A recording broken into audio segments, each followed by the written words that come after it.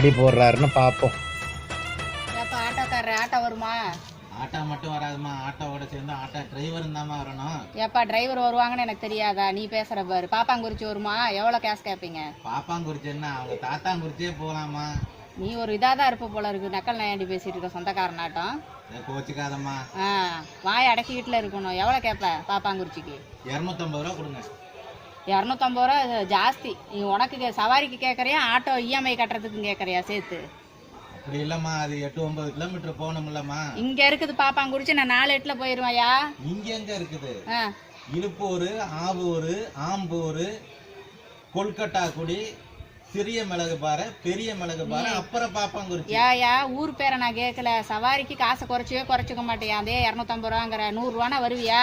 200 ரூபா கொடுங்கம்மா, அது கம்மியா போக முடியாது. இதுக்கு ஒரு ஆட்டோ ஓட்டுற டிரைவர் ஒருத்தர் சம்பளம், வண்டி பெட்ரோலு. ஆட்டோ புதுசு